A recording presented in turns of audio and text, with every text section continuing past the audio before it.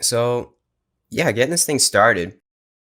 What is the glorious both and? Uh, Oh, why did you create it? What's the inspiration behind it? that's a great question. Well, the phrase itself has to do with the evolution of my spiritual journey and going from everything is separate to everything is one to everything is separate and one. Hmm. Uh, and that's been immensely important to me. And it has to do with going beyond either or thinking, to both and thinking in all spheres of life. Um, and yeah, I mean, it's to share my experience with others and to really kind of share my new vision of what, let's say, non-duality is, and also to help people with spiritual emergencies, to help people get a way to have support if they are going through any type of, yeah, basically spiritual emergencies, especially related to different types of like self-negating teachings, Hmm. um, and creating support for that. I see. Beautiful. Yeah. So, um, what are these spiritual emergencies that could come about from these self-negating philosophies? Sure. Well, in general, spiritual emergencies, which have been greatly researched over the last like 30 or so years. I don't know if you've heard of Stanislav Grof, but Hmm. um, he's, done a lot of stuff with psychedelics and had, really found that when you're going through dramatic shifts of consciousness, that it can be, extremely destabilizing, and it can cause a lot of, let's say, psychological distress. And at times it can lead to even more dangerous types of things. But the whole kind of idea behind it, again, is that, when you kind of switch into, let's say, like non-consensual sense of reality, Yeah. just kind of integrating it, yes, is one thing. But just even, I guess, adapting to that, you can go through all sorts of things like alienation from other people who can't understand you. You can have certainly things like disassociation and depersonalization. And then, on the path that I was on, a lot of just kind of total loss of motivation or any sense that, one's life really matters, or the things that they're doing, or their relationships. And even it can lead to dysfunction. And most people don't have support for that. The medical community certainly, doesn't have a great understanding of that. So people can just be kind of left totally alone and trying to kind of make sense of this radical shift that can be really tumultuous. Mm, I see. Yeah. Yeah. Yeah. So, do you feel that the rhetoric or some of the rhetoric from these non-dual teachers Mm-hmm. is kind of attenuating that spiritual emergency, or it could at least, just because a lot of people are just blatantly saying, "Hey, man, none of this is real. There's no self." And Exactly. if you don't really know what that means, then it could kind of cause a sense of depersonalization, derealization, and the list goes on. Is that kind of also the gist of your brand? Well, I didn't get, sorry, the first part of the first part of the question. I sorry if you could go back. Yeah. So is the rhetoric from a lot of the non-dual teachings, the Advaita, the Neo-Advaita teachings, Mm-hmm. are they just kind of add fuel to the fire, or have the potential to do that with this sort of spiritual emergency, with the depersonalization and derealization that might come with um, Well, the spiritual insights? yeah. Well, I mean, I would say, I mean, it can lead to the spiritual emergencies, and depersonalization and dissociation are, one of the symptoms. It doesn't always happen, but I think that there's a situation where people just kind of hearing these messages that you don't exist and the world isn't real. Just those two things to start off with. and that you need to wake up out of your false sense of self, that nothing that you ever believe to be true is, that there are people who just hear those messages and don't necessarily have, let's say, what people call like a direct experience of no self or ego dissolution, or found whatever, however you describe the experience of that. I mean, to them, it just sounds, and, I agree, but it sounds like totally nihilistic, that everything you love is a lie, that you're kind of a false kind of fiction in your head, that of course people just hear those things. And like, I was actually reading on the internet last night, because you'll find if you like look through the internet, there's like thousands of people that are like asking for help, or they're like, I listened to this non-dual teacher and I feel absolutely fucking insane. Like, I don't feel like I can go back to work. I can't function, etc. So there's that. And with that, my feeling is that an issue is teaching this stuff indiscriminately to the general public, right? That it's not saying that nobody should experience that or teach that, but that teaching that indiscriminately is a big part of the issue with it, that we have no idea what people's backgrounds are. Tons of, it's a vulnerable audience of people that are seeking an instant ego death to be free of suffering. So there's that. And then, sorry, Kat. The other thing is, because there's been some misconception around this, that if somebody experiences, let's say, a spiritual emergency or different types of, harm or distress from non-dual spirituality or awakening, that it's just that category of people that, they heard stuff and they misunderstood, or it wasn't explained to them properly, or they were just traumatized, whatever it is, that the experience itself of a radical shattering of your foundational sense of identity and reality, even when you experience that, like I did, as for a long time, just total radical liberation and, the best thing that ever happened to me, that can switch, and that can also be interspersed. Like, there's, you can have these big sort of ego blowout experiences and ego dissolution or samadhi, whatever we're talking about. But then you kind of whiplash between the no self, and then here I am again, like, fuck, I don't want to be me. I don't want to be a person. Now I'm suffocated in this false sense of self. And that sort of radical whiplashing, where it's like 1 minute you're here and 1 minute you're not. 1 minute you're just like empty open space, and then you're stuck inside yourself as this person that, that in itself, I think it shouldn't be surprising that can become pretty kind of harrowing and maddening, that you want to just, be your open, spacious, no self, or not be a self, let's say that. But for most people, that's not something that you quickly just slide into permanently. And I think that most people don't do that. And that's been kind of through history and traditions. It was always talked about. Zen talks about emptiness, sickness. Vajrayana talks about falling into the pit of hell, because you're kind of on this razor's edge of something that can easily go from mystic to psychotic. But I guess what I'm trying to say is that it isn't true that you're only going to end up in these, really terrifying, harmful situations if you just hear a message and don't like get it. Mm-hmm. Yeah.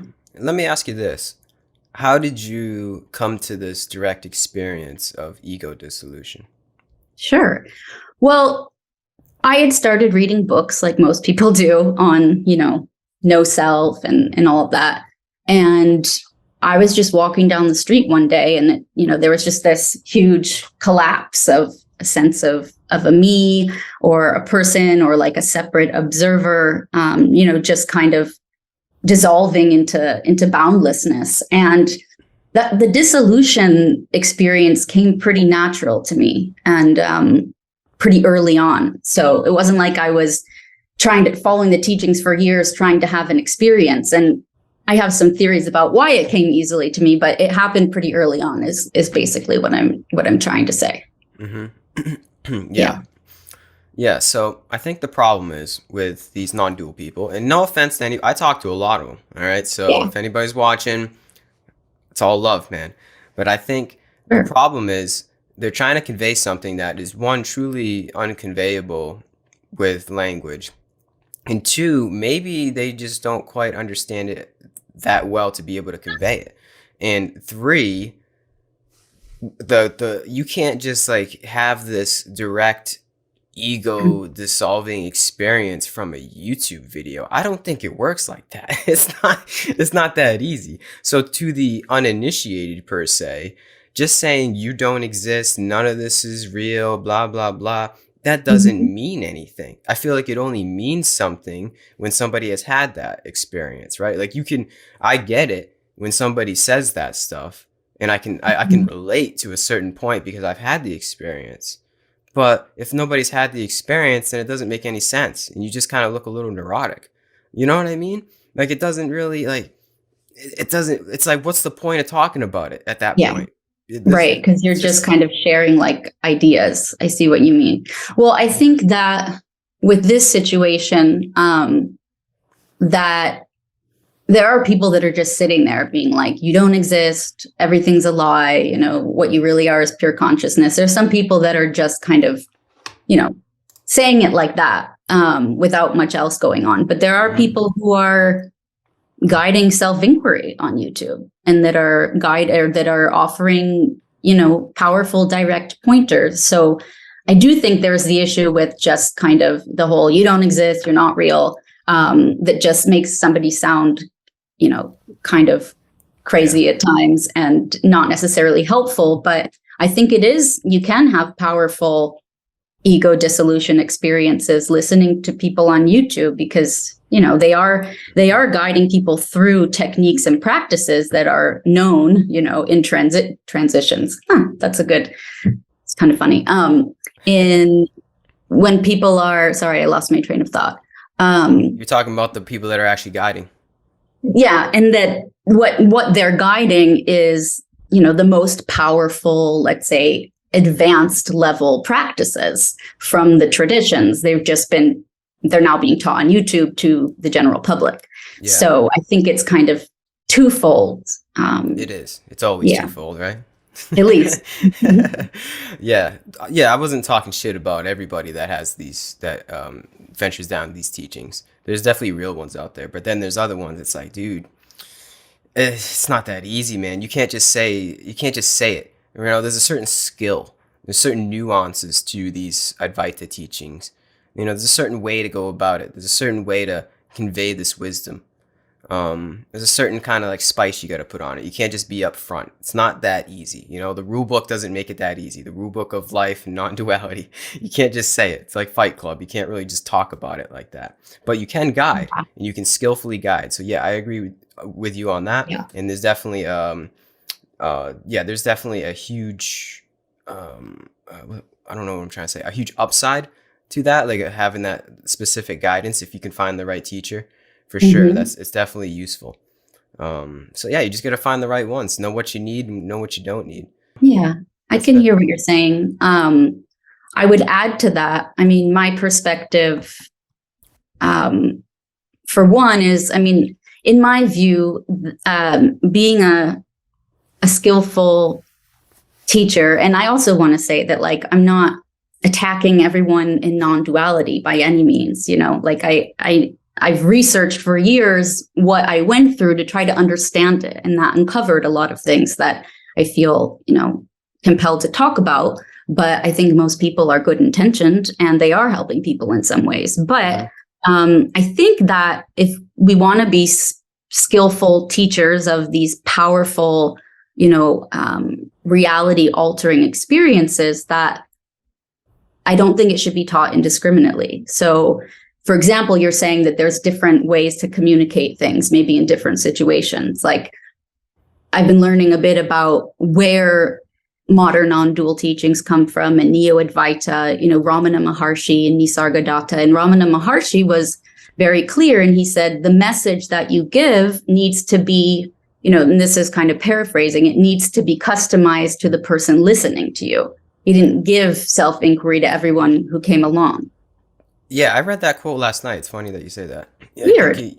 Well, I don't know if it was that exact thing that he said, but Yeah. he said that there is no like cookie cutter teaching for this advaita. It can't be taught en masse. Like it can't just be broadcast and everybody gets it. Right. Yeah. And it also had to do with the fact that for some people, he would say that, you should go do, I forget but there's different sort of like stages that one could do to reach, the enlightenment. But he was saying that like, not everyone should just start out doing self-inquiry to practice through discipline, let's say emotional regulation, to first become dispassionate and equanimous. Is that a word? Yeah. Mm-hmm. Before you would then go to self-inquiry, because it could further destabilize you if you're unstable. But I wanted to say then Nisargadatta said something to the effect of the medicine, basically the medicine is not the same for each person. So one person, I guess, had critiqued something he said, and he was like, that teaching was not for you. That was for someone else. So don't follow that, So I think that today there's a problem in, not being able to assess the person. And I think of it a little bit like set and setting, like if somebody's facilitating ego death through psychedelics, there's really been a ton of research into how to prepare, how to kind of screen for mental health issues and what people's intentions are. And I would say that the ego death or ego dissolution experiences that you can have through like non-dual pointers, potentially even more powerful than what you have on psychedelics. So I think that parallel is kind of like, you're inducing or guiding somebody to a total ego deconstruction. And that's not something that always goes smoothly. Yeah. Yeah. Yeah. It's definitely an arduous journey. But I guess all roads lead to the same place in a way. I guess what we're all trying to do, whether it's with psychedelics or non-dual teachings or general self-inquiry, is to, yes, dissolve our ego in a way. It's to see outside the boundaries of your idea of yourself with a lowercase s and find the self with an uppercase s, right? So it's just like, it's all the same destination, but it's like we just have different ways to get there, if you want to use that metaphor. To get to, let's say, like the no self experience. Yeah. Mm-hmm. Yeah. So is that your job would you say that's your work in a way, to figure out what somebody's medicine is? No, that's not my job. I'm not directing people towards some type of awakening experience. I would say, if anything, it's more on the integration side of things, and also, dealing with confusion and for people that want to move away from, or they want to re-embrace themselves, or they want to re-embrace kind of, there being an ego, but the ego not being the totality of you, right? So yes. Transcending the ego so that it's now a part of a much bigger whole, but not the whole thing. And that can be obviously really, really hard, which it really, really, really was for me. But a lot of people that are, I think, curious about different types of spiritual awakening or non-dual awakenings that can feel more compatible with their lives in society, is there a way to have, expanded consciousness and, continue to feel engaged in life and participating and still feel motivated and, be able to relate to other people. So that's, kind of some of the stuff that goes on. Yeah, that's the gist. That's true non-dual teachings and integration right there. It's having that perspective of oneself with a lowercase s and an uppercase s, and being able to integrate the uppercase s perspective with the lowercase s perspective, as in take that greater sense of self, that interconnectivity between you and everybody, that realization, that grand revelation, and then incorporate that into your regular life. And I find as though there's some kind of switch, right? It's like you don't just get the realization, the direct experience of all is one and one is all, and that's it. It seems to be with that realization, it's like what is one going to do with their ego? What is how do we live in the world with this? And I feel like that is the most important part of this whole spiritual journey, if you want to call it that. It's like, now you know, so what are you going to do with this knowledge? You know, with great power comes great responsibility in a way. So what does one and how does one incorporate this into their regular daily life? That's how I see the path in the journey, right? It doesn't end at you don't exist. It doesn't end that nothing is going on here.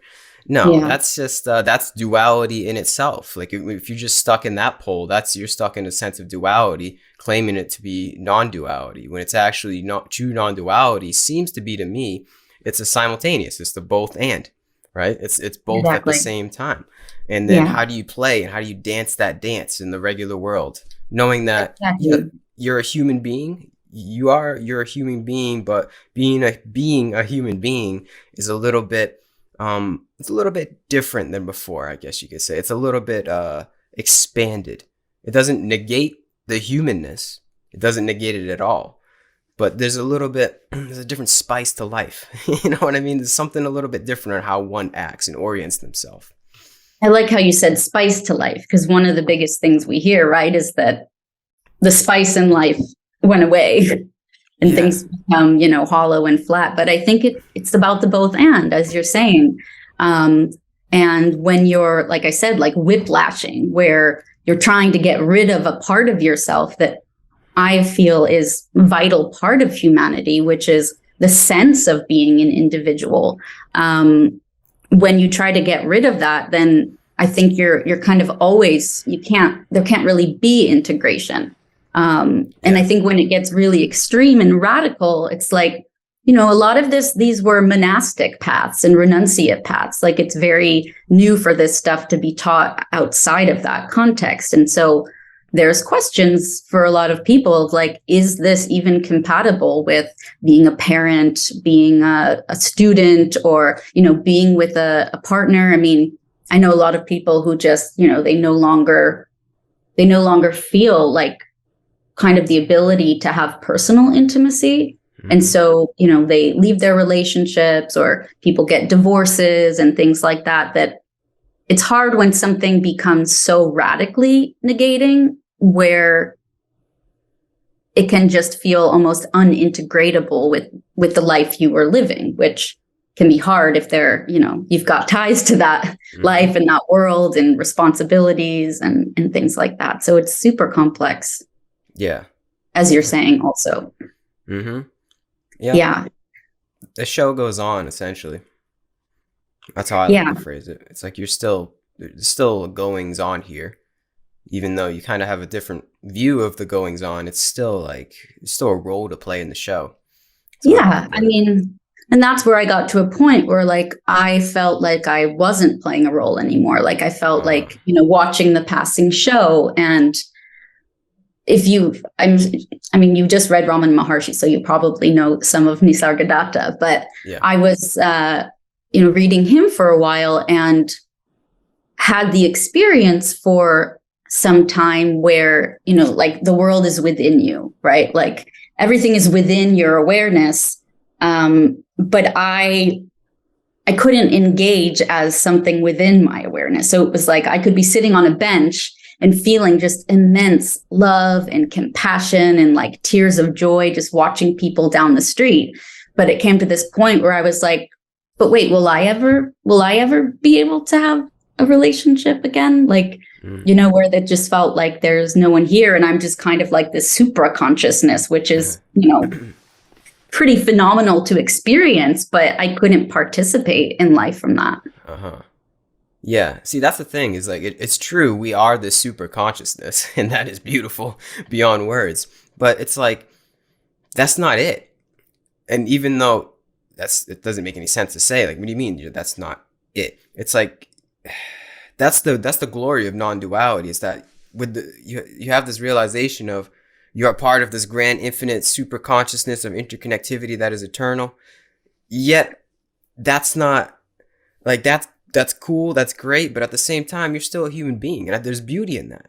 There's humility in that, to know that, it's like, I guess another metaphor, it's that, we're a part of God, but we're not all of God.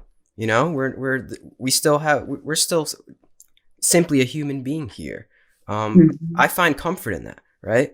I don't know. There's something about that. But yeah, I think the topic of this conversation is integrating that realization into our regular daily life. That is the most important thing. And yeah, I guess if you don't, I could see how it could lead to general mental problems from that. Yeah, and I think it's fairly common, and I think that that's kind of par for the course also. And most people spend years trying to integrate awakenings, whether it's non-dual or kundalini or near-death experience. Like, it's like you cross through a threshold, like I said, into this other reality that other people aren't sharing, and it's fucking hard to deal with a radical new sense of reality. And with integrating and all of that, like, yeah, I mean, I was talking about roles before, but I just know a lot of people lately who have been talking about like being a parent, for example, and having this extreme conflict of like, I can't be, in dissolution and like continuing down this sort of ego death path and still be like a super engaged, like enthusiastic parent. Like, my kids or my wife, they just don't, like, they seem like just a projection, and stuff like that. And like, but that those are the teachings. And I think you can start to experience the world as illusory. And that's hard to deal with also. Like if that is the realization that you've had, that's also fucking hard. Mm-hmm. So how would you, I mean, I imagine there's no one size fit all to this either, but if we can kind of generalize it here, how would you integrate that to somebody, say somebody is going through like some kind of grand depersonalization? So what do you recommend to somebody that is? I've been thinking a lot about that, because right now I don't so much say like, okay, this is how you integrate it. I think it's more about making a space for people to share what they're going through. And it's mostly people who are wanting to move away from a, either or self-negation, like the ego is a problem, the body is a problem, whatever, that kind of thing. And for me, what I've thought of recently is that because I perceive that oneness and separateness are one thing, they're basically, they're co-rising. And like you said, that we're a part of God. And so for me, we're a real expression of God, or, the ground of being, or the absolute. And so I found that personally for me, I see non-duality as more of like a unity of opposites. And it feels to me that to really fully integrate in terms of experiencing and perceiving wholeness, there has to be an integration of oneness and separateness, or the transcendent and the immanent, the relative and the absolute, so that they're not isolated in, mutually exclusive realms, if you will. And that's been sort of a third stage that, I never heard about in, New Advaita or modern non-duality. Like it was just about eradicating separateness, like in an extreme way, like it is not real, there is none, to sort of this next stage that was more of, well, wait a minute, it's not that everything's not separate or individual. It's that they're also one. And that's changed everything for me in so many ways. But aside from that, a lot of people are realizing that they've been spiritually bypassing. I mean, it's set up so well for that. So a lot of people are needing to have like their emotions affirmed. They're needing to have learn to actually befriend their suffering and befriend themselves. That's been a really huge thing, is people starting to kind of come back down. Like a friend said the other day, he's like, you land back through the stratosphere and you're coming back. And yeah, learning to embrace all the things that you've tried to abandon, I guess, to fully abandon, to be fully human and to give yourself permission to be fully human. Mm-hmm. Mm-hmm. Which it sounds kind of like what you're saying, is that like we're still humans. Yeah, exactly. And do you find that embrace though is like, it seems like sweeter? There's something that is so sanctified about that coming back into the stratosphere. It almost makes the human experience that much more beautiful. It's strange because everything changes, but nothing changes at the same time, and it's hard to explain. Yeah, I feel that way as well. Yeah, but absolutely that it's sweeter, but it makes you appreciate. Yeah.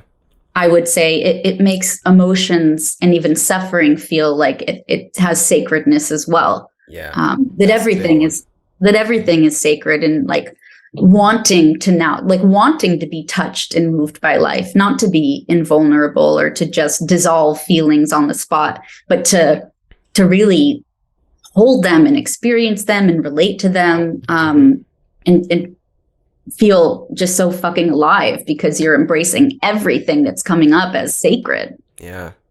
Yeah. Yeah. It could seem like the Neo-Advaita teachings, and if you get sucked into that world, as almost an escape, as a form of escapism. But then I think the true incorporation and integration of it is what's the opposite of escape? I guess a true embrace. Yeah, like you said, it's a true embrace of all the ups and downs and twists and turns of the human experience. But with a little less resistance, I guess, like less, like you said, suffering. I think that's the biggest thing that we can get from this whole topic, is there seems to be a negation of suffering. It doesn't mean a negation of pain. Doesn't mean a negation of negative things that could happen to you. But I guess the resistance to those things, there's no clinging. There seems to be like less instances of clinging, less instances of attachment to this thing. And it's almost like one can witness the human experience and all the goings on, the phenomena of the human experience, at the same time being in the human experience. It's both and it's both at the same time, and that's beautiful in that simultaneous paradox that one can live in. That is true non-duality, but it's like a comfortable paradox, if that makes sense. Well, it is for me. But I was going to say about that, because I really agree with what you're saying, that for me, what I've realized is that we can harness that expanded consciousness, or a non-dual state, or what some people might say, just kind of like beingness, let's say, for example, that being able to expand your boundaries or your borders, being able to create that space within yourself, not to then trivialize or to numb what's within you, or detach from it, but to now have space in order to befriend and turn towards and be able to have self-compassion, because now there's like a relationship, right? So you're not like stuck in it and suffocating from it. But in the days of my early non-duality, there was nothing like that. Like self-compassion would have been just kind of laughable because there's no self, right? But the other thing that's been really fascinating and I think pretty good, you were saying clinging and attachment, that for me, it's like, I don't even have, like, I can embrace there being arisings of clinging or arisings of attachment. Like that can even be included. Yeah. And the more I can, again, be able to be a space, like a loving space for it, then I'm not fighting against it if it does come up, if that makes sense. Mm-hmm. Yeah. Mm-hmm. Yeah, that's huge. And that's how we negate suffering in a way. Less resistance. I guess one can look at suffering as like there are different kinds of suffering as the Buddha describes, but there is like in the moment suffering, when you have pain and sickness, yada yada. But then there's another kind, I don't know the Pali terms for them, but there's another kind. It's like we create our own suffering through the ideas of it, through the clinging or the resisting. So I think that's what this perspective helps negate. It's the kind of suffering that we self-create through our ideations of the future or the past. It's like it's just being able to simply witness whatever that said suffering is and almost flow with it. I mean, I'm not saying I'm perfect. I'm not saying that I don't resist anything. I don't cling it to anything. But like you said, it's that like it's the noticing of the clinging. It's this like weird 5D chess that you could play in your head by becoming. I like that. You know what I mean? It's like I don't know how to play chess, but yeah, it's like you're almost one-upping your mental facilities in a way by just being able to witness the comings and goings. To allow it. Yeah, like what Ramana Maharshi says, let what comes come and let what goes go and see what remains. And that seems to be the essence. It's like see what remains in that coming and going, the phenomena of the mind. Yeah. Yeah. I was just going to say something that's shifted for me also is that my practice, I guess, is not necessarily to just witness neutrally what's arising, but with self-compassion, it becomes more of like something that I ended up learning was like inner child work and starting to realize that a lot of the, the pain and the suffering was coming from like the wounded child parts of myself that were actually, desperate for attunement and attention that they never got and like just care and love. And so now like that opening of space allows me to like see it, of course, but to then engage with it from a place of, let's say, love and befriending. So it becomes a little bit more, for me, of engagement with it. Mm-hmm. Yeah. And then, so you're saying that you embrace, in the way, a sort of trauma from your childhood, or maybe the trauma from the childhood is what caused some of the suffering. Is that what you're saying?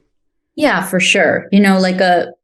So many people, we talk about trauma all the time these days, just how, they say that there's no, like, there are good enough parents, but there's no, perfect parents. And that most people, it seems, didn't have, or maybe not most, but a lot of people didn't have like emotional attunement from their parents or didn't feel like they could express themselves or their feelings. And then a lot of neglect and like, narcissists. For some reason, I meet like only people that had a narcissistic caregiver.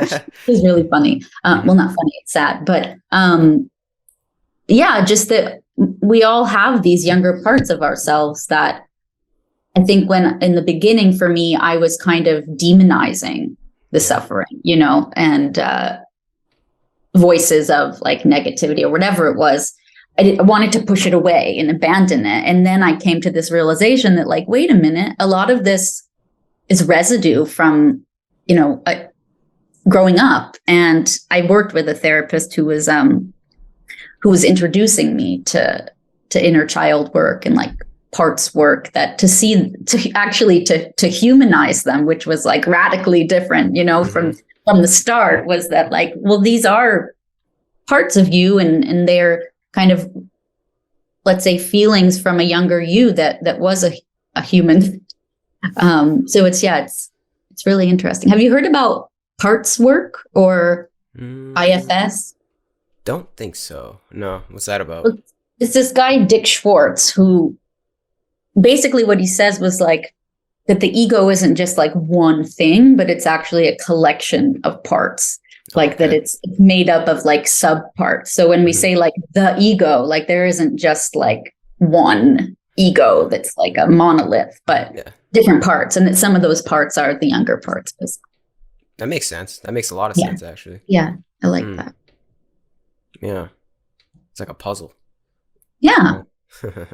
You seem to be into like strategy games and stuff, chess and puzzles. Oh yeah, that's funny you say that. I'm a big. Well, I used to be. I don't game anymore. But that was my go-to. I was into strategy games. Yeah, that's funny. You pick up on that. It is really funny. I guess I give off that vibe. I'm a strategist. I'm always trying to be one step ahead of the game. Yeah. Yeah. That's funny. And a peculiarity, right, that I've noticed from that. And I guess I don't know if this has anything to do with it, but it seems that, but we're all traumatized from our childhood, I would say, one way or the other. To some I would extent, say yeah. that. And I guess once we can kind of confront our trauma from our childhood, Yeah. the weirdly peculiar thing that happens, right? I guess once you can per se get over it or embrace it or just, Yeah. kind of digest it a little differently, it seems to be like you regain a sense of childhood in that. Like you regain a sense of childlike relation to your life, right? So it's almost like we have that part of us in us. It's just innately ingrained in us, right? That childlike wonder. And because of the trauma, we decide to ignore it and shoo it away because we want to ignore the trauma because it was traumatizing. So I think it's like we lose, as we grow up, we lose a sense of that literal sense of part of us, our sense of self, because we don't want to think back to the days of that trauma.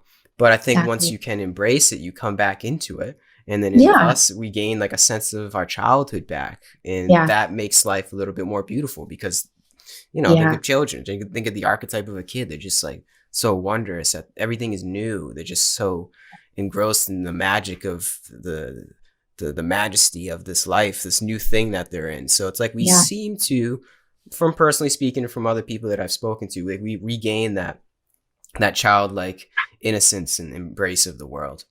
Yeah, that's a really good point.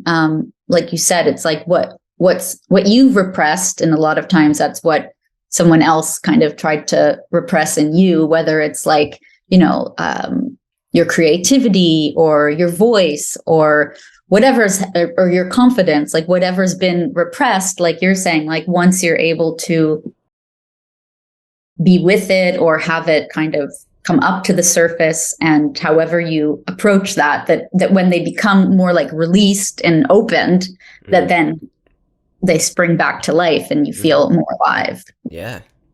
That's what it's all about, man. It's all about coming back. It's all about feeling as alive as possible. That's it. It's that simple, man. It's just like, enjoying this life as much as you can. We're all going through it. I know that, but it's like coming back to a sense of being okay, and even that might even mean being okay with not being okay. Exactly. That's the big thing. I mean, I know that's a cliche and we've all heard that before probably. No, but it's also so deep, Yeah. It really is. Said than done. There's definitely some layers that one has to process in their being to be able to do that. But I think it's simple, it's simple to have that kind of point of view. Yeah. Yeah. There was something I was going to say, and of course I forgot again. Yeah. Now it lost me. I might come back to it. We were just talking about enjoying life. That's what it's all about. Oh, right. We were talking about enjoying life and feeling alive. One of the things that's arisen for me over the past couple of years is also like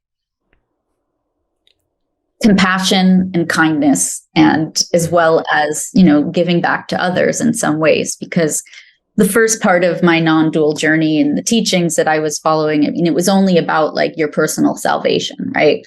Yeah. It never had anything, like it was never talked about of like kindness and service and things like acts of kindness, for example. There wasn't really much of like I don't know if we're going to call it like a moral ethic, but it was, it was just focused on how to awaken yourself and be free from suffering. But I found with self-compassion that the more compassionate I can be with myself, the more compassionate I can be to others. And the more that I've embraced everything in my experience, the more I feel empathy and compassion for others, and like this deep sense of being a part of the shared human condition. Like you were saying, like we're interconnected, we're interwoven. Mm-hmm. Yeah. That's And what it's all about. yeah, being interwoven. Interwoven. And I think really that is the path to this sense of happiness, if you want to call it happiness. I think in that servitude and compassion for another human being, that there's something special about that. That's kind of what this life is about. It's not what it's all about, I guess, but it just, we can all relate. It feels good to do good for other people, right?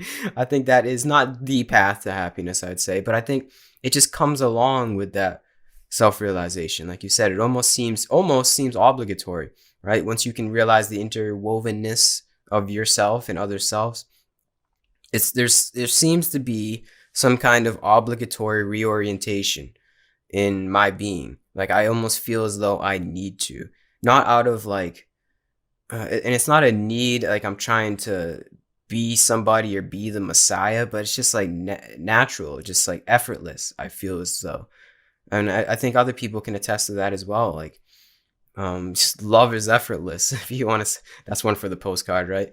But There you go. love is effortless. Yeah, it is a good one. A fridge magnet. But yeah, seriously. But I think it's, there's a certain kind of truth to that. It's like, I don't know. It just seems like it's like that's the easy way here. That's the way to flow. Like that's the love being a loving, compassionate person for as much as you can. It seems to be almost like a flow state here. So there is less resistance in the experience here. But it's not trying to get something out of being that servant. That's the dance as well. And that's exactly what the Bhagavad Gita is about. It's like it's just naturally, that's just the natural state from this newfound perspective of yourself. I'm sorry, I have to pick up my cat. Bring her in. Maybe you can edit this part out. Yeah, it's okay. Okay, come here.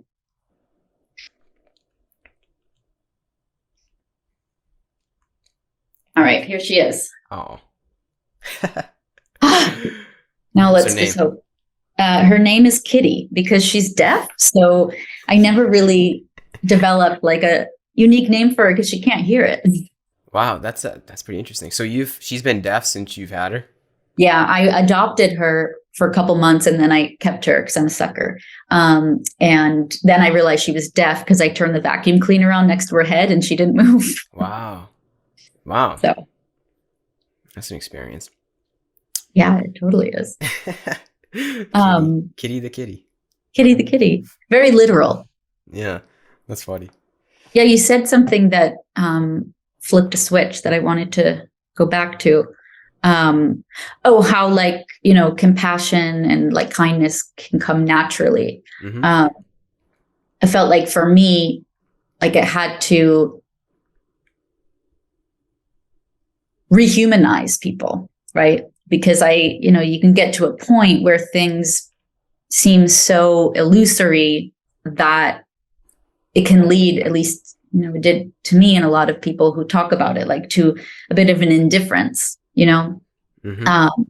And, people aren't real and that kind of thing. So coming to this next stage where there is reality to people, like we're real expressions of God or, being or whatever you're going to call it, that just flooded me with these feelings of love and compassion because, their suffering is real. And, so that felt really important. Yeah. Mm-hmm. If nothing is real here, if that is the truth, and this is all just impermanent experience, our being comes and goes, I feel as though what is real is love. And I almost feel as though that is what we're here for.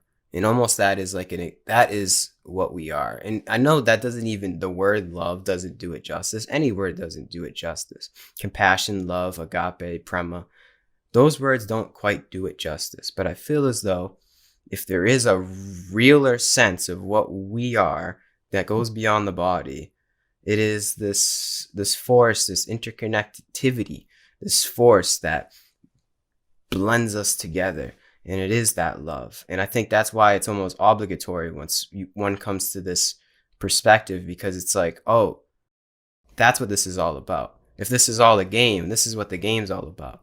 It's all about what this love in the moment too, and it depends on the moment. And that's the beautiful thing about love, is it's novel. No matter what, love is eternal, and it never ends, and it depends on the moment and the people that you're with and what you're doing.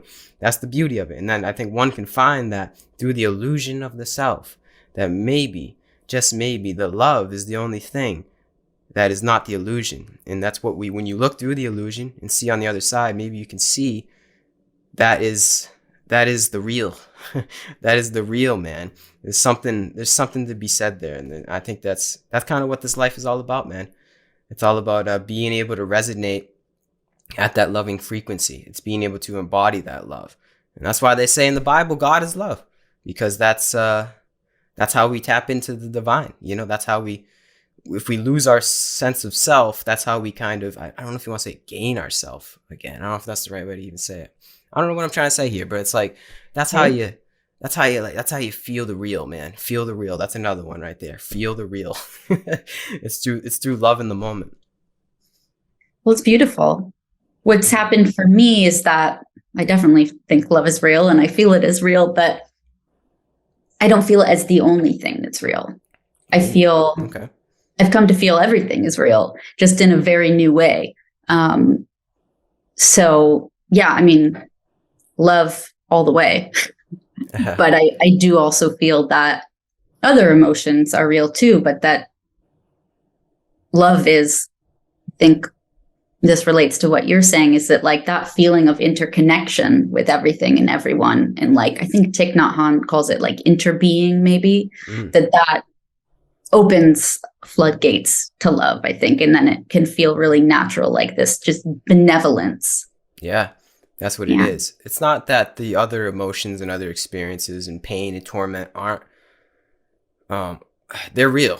They're real and they happen to us. But there's something, they're almost like they're in the umbrella of love somehow. Like no matter what pain and darkness and suffering one goes through, in one way or the other, and I know my words aren't doing it justice, but in one way or the other, one can find that somehow all of that relates to love. And that's how I would describe that. It's not that like it's love, kumbaya, I'm gonna go hug everybody in the street. It's that like within this whole interbeing, somehow in some way, it's all tied to love, even when it totally doesn't look like it. And I know if you turn on Fox News and TikTok, probably doesn't seem like it, but somehow, some way, at our deepest of deep and our highest of high, one can come to have this direct realization that somehow it's all about love. And that's just personally speaking. I'm not trying to preach. I'm not trying to push that onto any agenda of love onto anybody. That's how I would express that. It's that loving, that God is love emotion. That's beautiful. And it so resonates for me, like the coexistence of the dark and the light. Yeah, you need both. I mean, a lot of people think of like enlightenment as it's all light and it's all positive emotions, but what's felt more accurate to me in terms of like an ideal way of being, is having those coexist so that you can be in agony, but you can also experience a love at the same time. And I think it comes back to like the sacredness and the divinity of all things. If you get to that perspective, then if you love the divine or you love God or the sacred, then it's like that love is put towards, like you were kind of saying, like all these parts of God, I think is what you said. Yeah, exactly. And I also wanted to tell you that you are doing justice with your words. I appreciate that. Thank you. Yeah. Referencing the convo, well, the Ramana Maharshi quote that I referenced earlier was actually, it was a convo between Yogananda and Ramana Maharshi, right? Which I was like, oh, that's pretty cool. I didn't even know they knew each other. So the convo went like this. It was Yogananda asking Ramana, I'm gonna try and paraphrase this. Hopefully I don't butcher the convo, but it was like, he said, why does God have to use suffering as a way to have this realization, because that seems to be the gist of it, right? Like we go through a sense of suffering in one way or the other is to realize there has to be another way, and the other way is to have that God realization in one way or the other. And he said how couldn't there be another way to reach God? Like, isn't there another way? I'm butchering it, man, because they put it obviously a lot more poetically, but Romana said like that is the only way. Like, this is the way to God realization. And I think it has to be because everything is in polar opposite here in this reality for some reason, yin and yang, 0 and 1, on and off. So I think us coming in and incarnating into this reality, in order to know love, which we can kind of say is God, right? If you want to go on that, it's a divine state. It's a higher frequency. In order to know love, we need to know what isn't love. So I think we all incarnated here to know what is not love, through our suffering. Essentially, our suffering, in a way, we can see is not love. So then from our suffering, we say, all right, so what is the other way? What is the opposite to suffering, per se? And that is love, and that is God. So it's like there can't be any other way. The only way out, per se, is to go into our suffering and then see on the other side that it was love all along. I hope that made sense. No, it makes a lot of sense. Because my sense has been, I'll see if I'm going to butcher this, that if you can experience God, or you're saying love, or let's just go with God and love. Yes. If you can find that within suffering or alongside suffering, it feels like you can find it anywhere now, because you found it in the darkest of places. Yeah. To now know that it's everywhere. It's like there isn't a place where God isn't. And that's the beauty. And that doesn't mean there's not going to be more suffering, but it's that when they have that suffering arise, it's like it's just like, I think we said this at the beginning, there's a different way to see it. There's a different way to see it in the umbrella of love. I like that. The umbrella. Again, here you go. The umbrella of love. Really great phrases. You gotta write these down. You definitely do. It's awesome. Yeah. That's what it's all about, man. That's what it's all about. Yeah. No, I think we're totally aligned with that. Like you said, like there's going to be more suffering, but now you can, let's say, surround it with love, or have it kind of be intermingled with it, and that makes it more bearable. Yeah. Hallelujah. Hallelujah. God bless America. Seriously. So, I mean, hey, I think this is a good thing to wrap it up at, to be honest with you. Sure. Finding the light in the darkness, seeing the love through the suffering. I think that's kind of what this life is all about. I love that. That's the glorious both and. There it is. Exactly. Full circle. Full circle. Do you have any last words? Anything you wanna say to the world? Last words. Just sending out love to everyone. Awesome. Appreciate that. Appreciate that love. Appreciate your time, effort, and wisdom. You as well. Yeah. Thank you for having me. For sure. Yeah, wish you all the best. Thank you. You too. Peace out. Bye.